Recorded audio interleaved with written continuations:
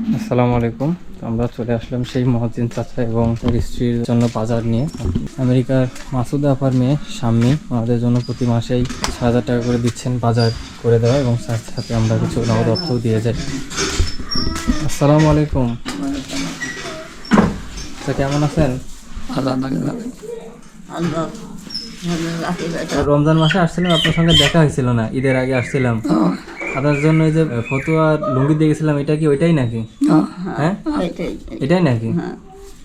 আমি দেখে ওইটাই ভাবছিলাম যে আপনি ছিলেন না, ইত্তেকাফে ছিলেন রমজান মাসে। ঈদের আগে একদিন আগে আসছিলাম মনে হয়, তাই না? হ্যাঁ, ঈদের আগে আপনাদের জন্য ঈদের পোশাক হচ্ছে খাবারও দিয়ে গেছিলাম। পরছিলেন ঈদের দিন ওইটা? ঈদের দিন এই পোশাক পরছিলেন, নতুন পোশাক? আপনাদের দুজনেরই লাঠি ব্যবহার করতে হয় না? এমনিতে আর চলাফেরার মতো শক্তি নেই। তো আপনাদের জন্য সে বাজারটা নিয়ে আসলাম।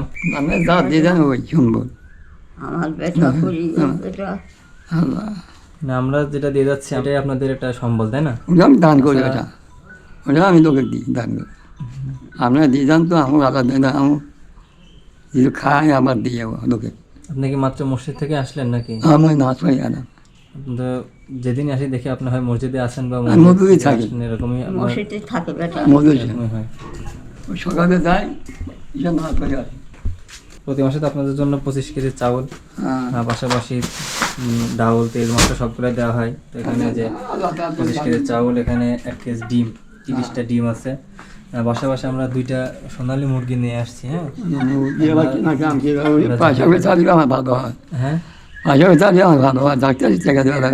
কিছু টাকা আছে আমাদের কাছে,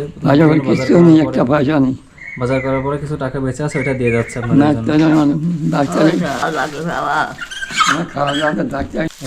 ডাউল আছে 2 রকমের, মসুরের ডাউল, কালার ডাউল, 5 কেজি আটা আছে, নুডলস আছে 5 প্যাকেট, চিনি, মশলা, তেল, ডিম পাউডার, গায়ে মাখা সাবান।